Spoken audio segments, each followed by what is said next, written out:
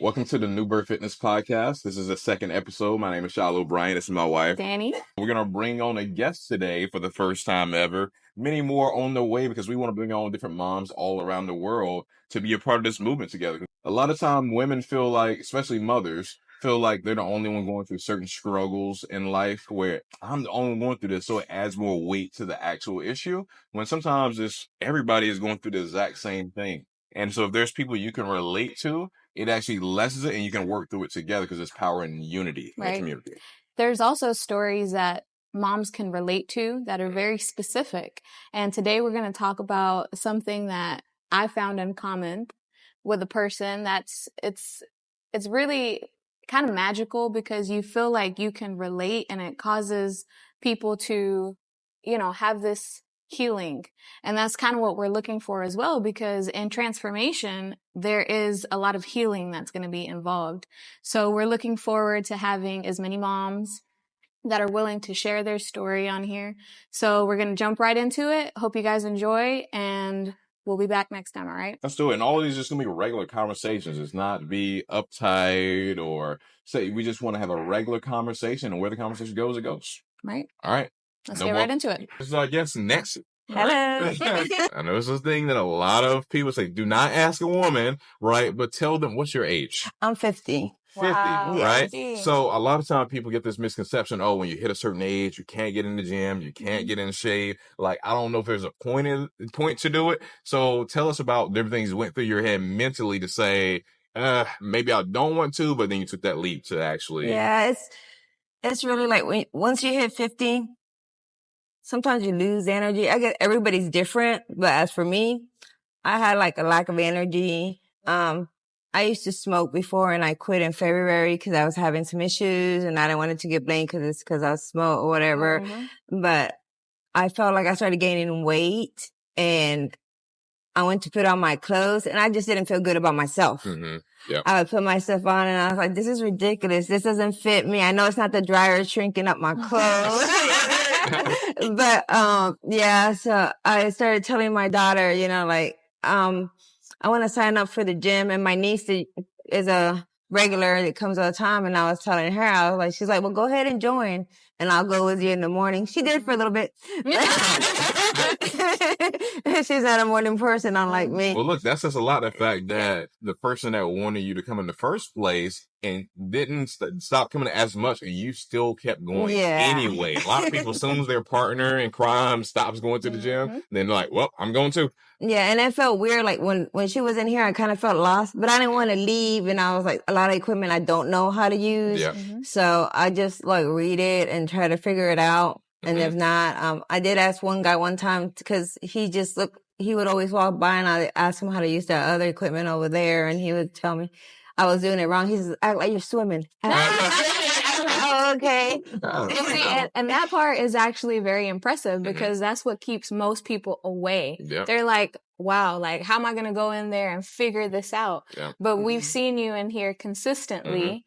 And I noticed that your partner had dropped off for a second. So when I saw that you kept coming, I was like, wow, that's determination. That's consistency. Yeah. That's why we wanted to get you up here is because we've seen the progress in you from a couple months ago versus now, just mentally. I've seen you go from just only doing cardio to wait, she's trying some weights over here. Wait, she's doing this. Wait, and it's very impressive. Yeah. So what would you say to other people that are 50, 60, maybe 70 years old that is there a point in me starting? Should say something to them to why they should. Well, yeah, there's a point in you starting because if you feel that lack of energy and stuff, you don't always have to start on the equipment itself. You walk on a treadmill. You don't have to do it fast. You can do it for 15 minutes, then gradually move up to 30. I like to put in a mile.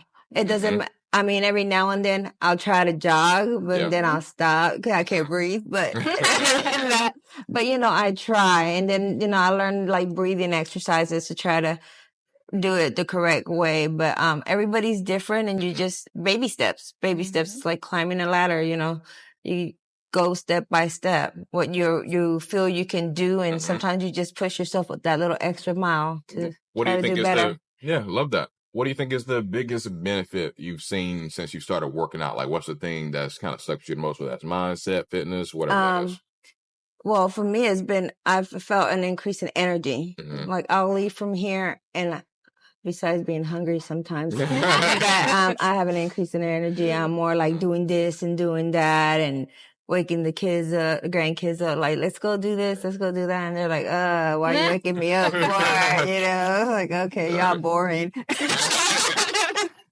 Well, that says a lot that you have more energy than the kids sometimes. Yeah. And that a lot of people, they don't realize that working out, especially in the morning, if they decide to do it in the morning, will give you that energy That boost. Yeah. So that's a big one. No Red Bull for me. No Red Bull. So, and I feel like that's a lot of time, like energy is a big part as people age, tired, sluggish, don't want to do this one, don't want to do that. So yeah, that's a big deal. So now that you tell us that you have, your grandkids, how many kids and how many grandkids do you have? Well, I have 3 kids. Okay. And 7 grandbabies. Wow.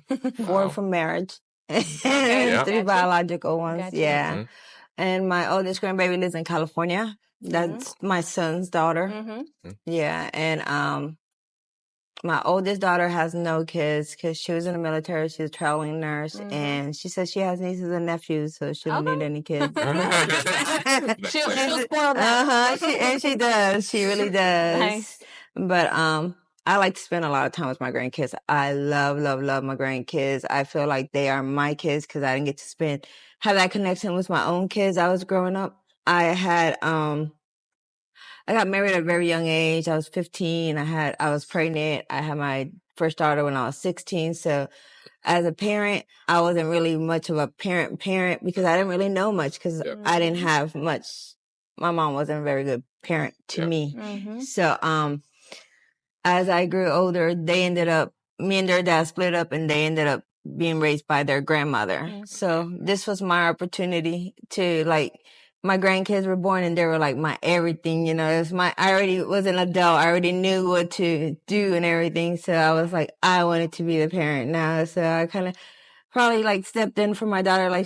She's crying and she won't stop. I'll give her to me, and, so it was like, I was always with my grandbabies. So I would feel like I worry about them all the time. It's like, there was their mom and I'm like, are they okay? Why did they answer the phone? Do I have to go over there? My grandson called me, come here. I'll be right there. You okay? I made him learn my phone number, my address. If something happens or somebody tries to take y'all, I make him watch. I'm on. Yeah.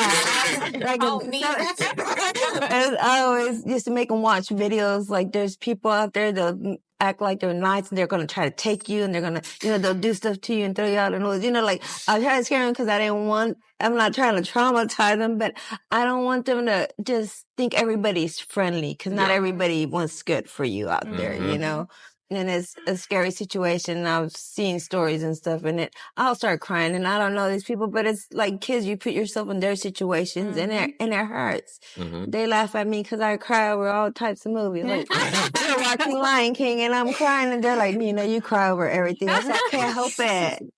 Yeah. I mean, I think that's amazing because that's kind of how we connected when I started, asking her about, her motherhood journey. And she told me, about this specific area, which is her grandbabies. And I feel like it's amazing because life in some way or form always gives you the opportunity to redeem those moments. Yes. And, we had talked a little bit about that's how she felt.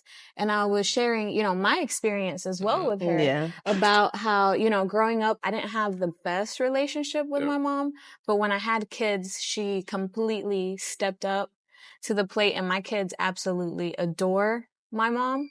So I can definitely relate to that because I know that the way you're describing it is the same way that my kids feel about their grandmother. Yeah. And everything's just how you look at it because we have some people to say, because this happened to me, I'm going to make sure it never happens to anybody else afterwards. And other people say, because it happened to me, that's why I'm this way. So they just repeat the cycle. So it's up to each person if you decide to break the cycle or you let it live on to the next generation. So Mhm. even just you being here is part of you breaking the cycle. Yeah. The way you're treating those grandbabies Yeah. is breaking the cycle Yeah. because they don't have to go through the same. We had love, we had attention, we had guidance, we had a way to do it. We had an example of how to do it the proper way. Mhm. So I love that. And I will tell you that as a child, feeling maybe like my mom wasn't really there, but she's there for my grandkids, it makes up for her so grandkids. much. Yeah. Mhm. It makes up for, maybe if there was a void, Mhm. it kind of heals that because it's like, wow, look at the way she's taking care of my children. Mhm. So Mhm. coming from a personal perspective, it means everything to us.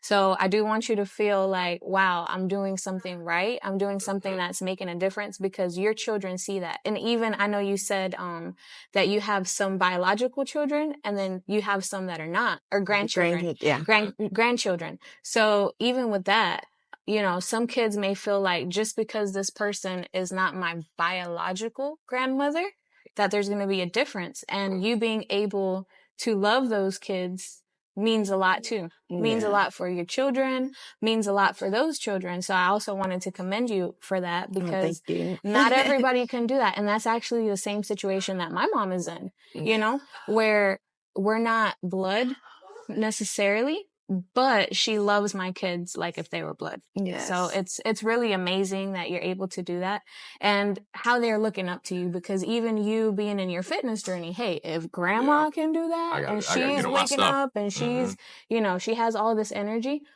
wow, like what can we do? So now they're like, okay, we got to keep up with her, So that's And that's good. I think a lot of time it's easy for us to downplay our own story. Like somebody like, is there anything for me to really talk about? And it's like all this experience. Like you've been through so many different things that you could advise and give other people advice on how to maneuver those situations.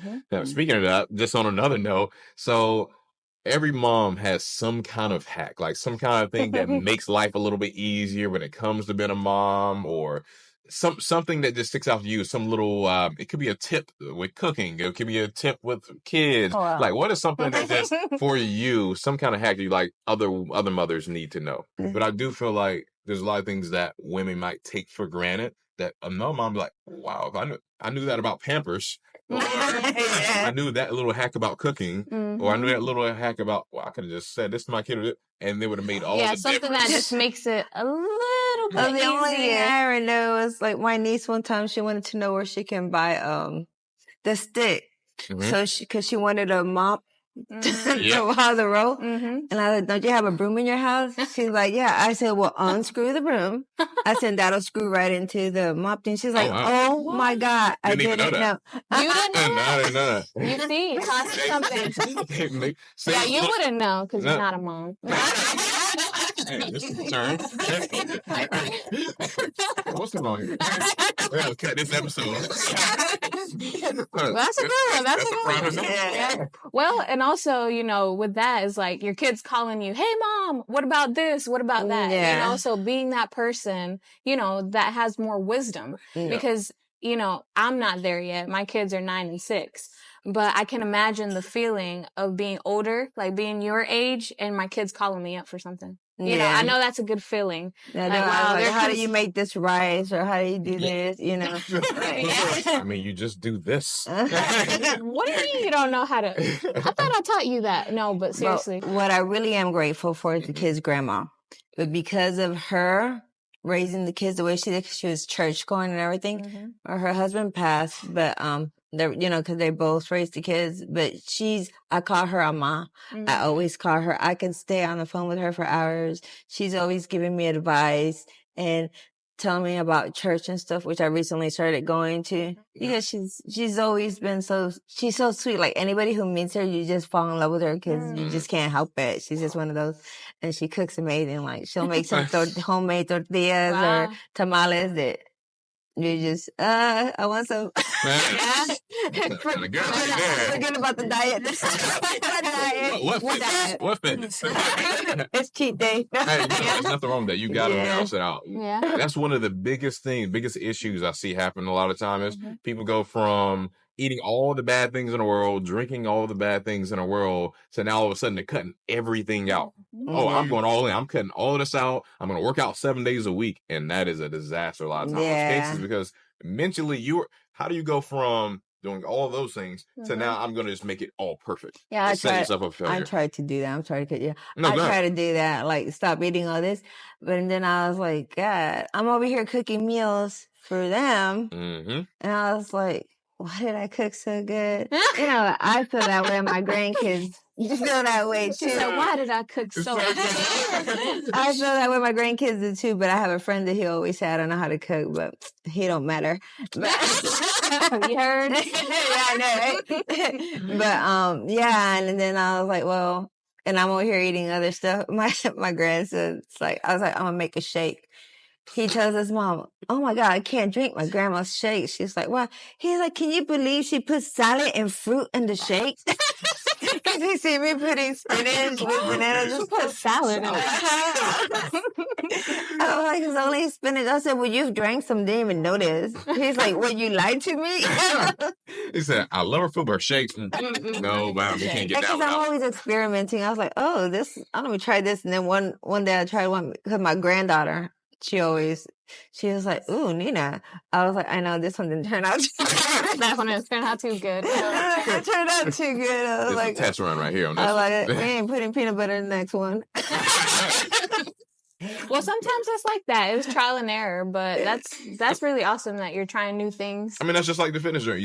That is what it comes down to. You're trying a little bit this in the shake, it's the same thing with working out. It's the same thing with your mindset. Like, you try different things, when you see something working, keep at it. You keep it going. And that's how you know, wow, this is easy now. Now you start taking for granted, oh, everybody thinks that way. Oh, everybody knows how to do the exercise. No. Everybody doesn't. Everybody started from a lower place and had to work their way up to get to where they're at now. It's like when you start anything new, a job or anything at all. I new equipment at home. Yes, exactly. That's why it's okay. And so many people get stuck in, I don't know how to do it, so I'm not even going to start. You put it in your mind yourself. You have to have self-motivation and self-love to get yourself started. Because you can lay in bed and be like, because I said, because I done it. I'm going to start working out tomorrow. And then before you know it, I've been saying this for a week. No, I'm going to start on Monday because I want to start on the weekend. There goes another week. Couple times. You actually got to get up because we give ourselves the motivations to get up. Sometimes it helps to having other people to, like, come on, let's go and this and that. But you have to really want to do it in order to do it.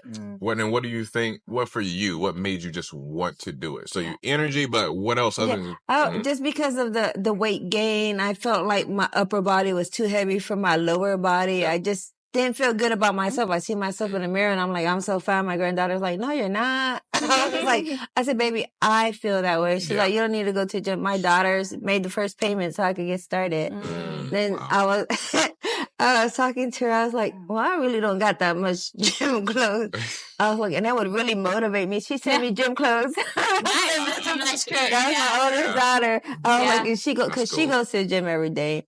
My son and his wife come nearly every day. The only one that doesn't is my middle child. She's the one that stays away from the gym. Listen to what you're saying right now that can easily be slept on, right? You're around people that are all going to the gym. So what happened? Because you're around a lot of people going to the gym, now that seed is planted, and it's easier for you to get to the gym because that's who you're surrounded by. Yeah. If you're surrounded by a bunch of people that don't work out at all, and you're not listening to any people that work out at all, it makes it harder, but it doesn't mean it's impossible. Yeah. So if you want to accomplish something and go for something, you need to surround yourself around the people that are trying to go for that same thing. Even if you don't have it yet. That's a big part, is your proximity, is your circle. Yeah. And I know even for us now, it's like, oh, I'm looking forward to seeing if Nancy's in there. So even that's like, keeping yourself accountable to yourself, having that self-love, like you said, but knowing that other people are rooting for you, knowing that other people, like, you have that community, and you know that even the other day when you came up to us and asked us, how to use the resistance bands,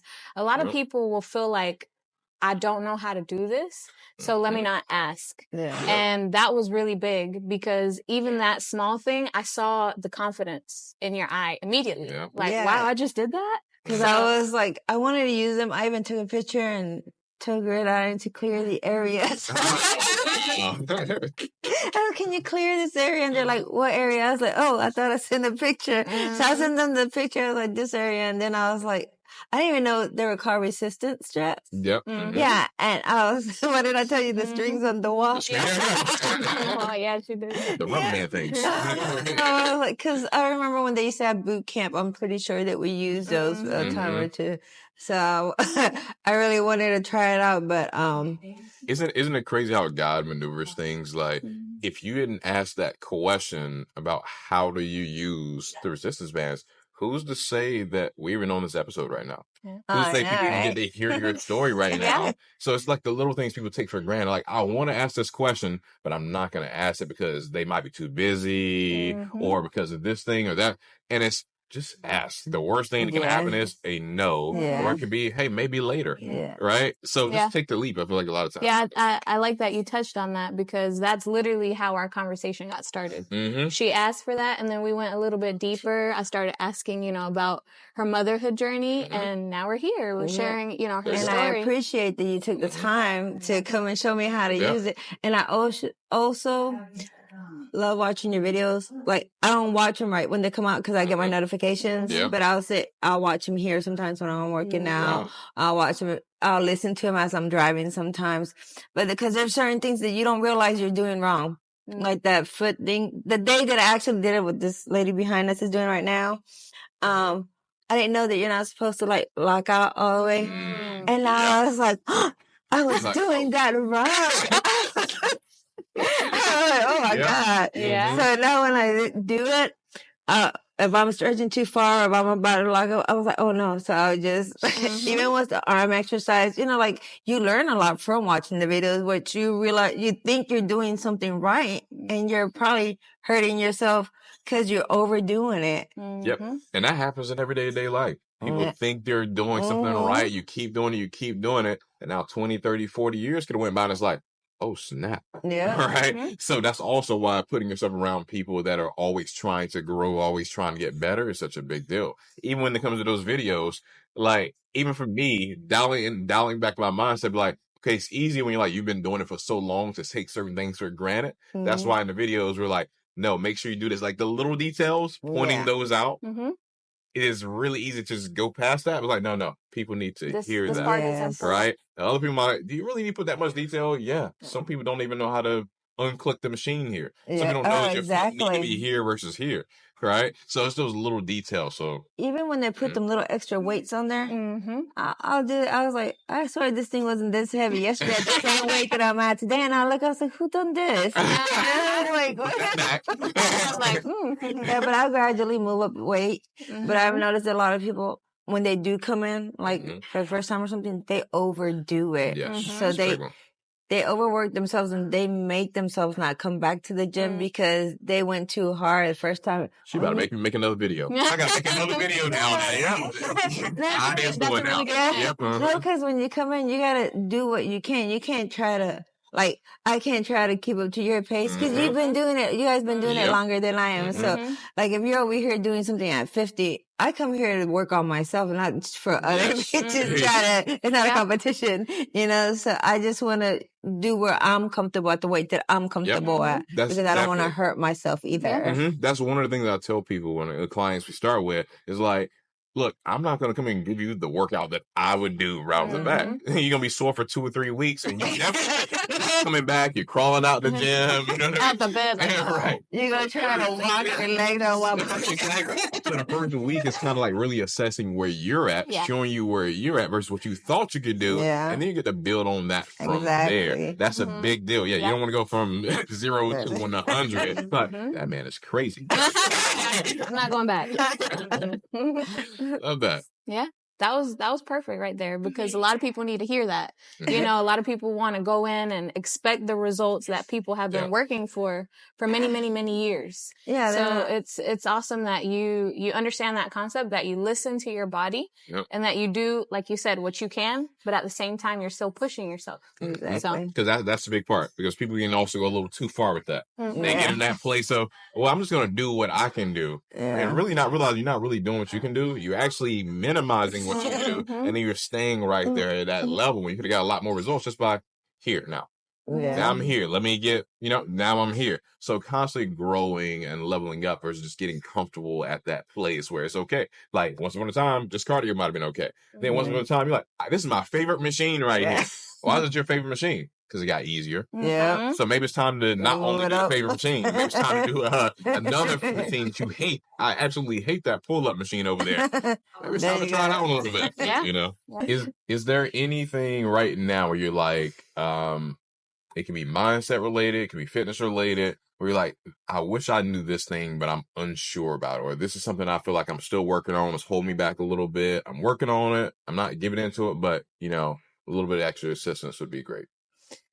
Right now, I don't like to weigh myself because the scale always lies. Like, it'll tell you weigh the same thing all the time. So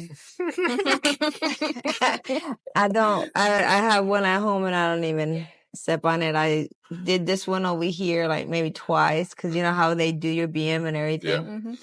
But I really want to tone up and do like abs has always been my thing. Yeah. So I'll hit the first spot and then the first thing, and then you can hit the second one. So you are right about the weight. Sometimes the scale sometimes lying to you, because I've seen personally where one weight that you can be the same weight looks completely different than the same weight that you were at before. But your body looks completely different. You look at yourself and you're like, I lost some inches over here. My legs have gone down. But the weight is technically the same. And that muscle mass actually weighs more. It fills in those areas where your body looks completely different. So what you're saying is true, but definitely don't be completely scared of it, because I feel like sometimes staying away from it completely, you can't really track the progress. So not making it something where you're obsessed with the number on the scale, because like you said, it doesn't really reflect as much as the real change that's happening in your body. But looking at it from time to time and saying, okay, maybe I am the same weight, but I look completely different. So that doesn't matter, but I'm still going to keep track of it so that I know where I'm headed. And then I'll let you hit on that second thing, which is toning up.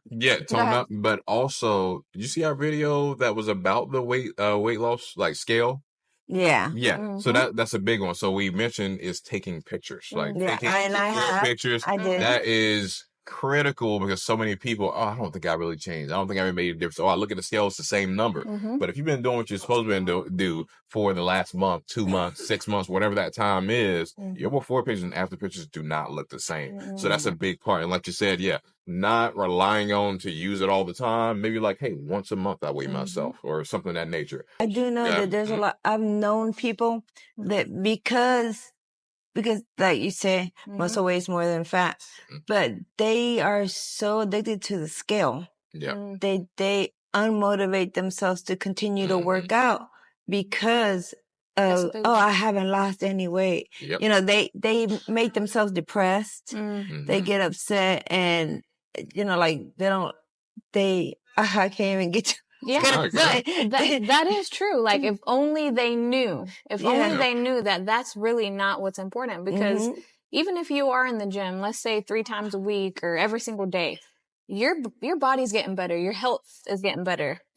physically, and, even endurance wise, your heart, your artery, everything is working, your mind, everything is flow. Everything is getting better. Consistency, building up discipline, good habits. Like, there's so many things that are unseen that are actually the most important, because those things that are unseen are actually traveling into everything else you do in life too, and not just in the gym. Yes. Yeah, that's a really good point. And I feel like, every person, but, in our community, every woman, every mom that has this information has the ability to share it with somebody else, to make them see themselves and their journey completely different, so that's part of the impact that we want to create. Is now you have the knowledge, you can go share it with somebody else. And then as far as the toning up side of things, that's a big one with women is, hey, I want to tone up my stomach. I want abs, right? And XYZ. And they expect to come into the gym and say, you know what? I'm going to get abs first. That's going to be my focus. And so they're just hammering abs. But what happens is if you're at a certain weight where you still have a lot of fat on your body, what happens is you're building the abs underneath, right? So your abs are getting work underneath, but you still have the fat that's on top, right? So you can't choose a certain part of your body and say, I'm just going to take fat from that spot. That's not how it works. That's liposuction, right? So what happens is your body loses weight all at the same time, but different parts lose it faster. Everybody holds their weight in different ways. Some people might hold more weight in their arms a little bit more. Some people might hold more weight in their stomach. There's some people you're like, how is this person overweight, but their arms look so toned up, their legs look so toned up, or their calves look toned up. Everybody holds it different. Yeah. So it's not a comparison of, oh, this person has it this way or this way. It's like, for my body, work on losing weight overall, and you work on your abs. So now what happens is when you lose weight overall, you're going to show the work that you put in on those abs. Yeah. So not focusing on just one body part, focus on overall development. That's why, and then it comes. That's why I do different. Like when you asked me, I was like, yeah, I'll do the treadmill, and I don't have like, I'm doing legs today and arms tomorrow. Yep. No, I do it the same day because sometimes I get like really sore with doing legs, and I'm like, I'm not going to go do another leg exercise. Let me go do my arms, and then I'll go do another leg. That's what works for me. Yeah, that's what works and for me. I'm glad that you asked, because I remember the first day when I asked her, what are your goals? And she said, I want to tone up. And I said, okay. So that's kind of what you need to do. The overall losing the weight, so that when you keep doing these exercises, it's going to really show. Once you lose that weight. Yeah, and there's a reason why there's so many different exercises. There's a reason why there's so many different styles of training, because there's not a one size fits all. It's like what works for you. One person might be like, every single day I'm coming in, I'm going to work one body part. Another person is, every single day I come in, I'm going to work everything. Yeah. Another person, they say, hey, I'm doing cardio and abs this day. So just find out what works for you and stick to it. Honestly, everything works. Consistency is the key. Yeah. You could say, I'm just going to do this one exercise for each body part.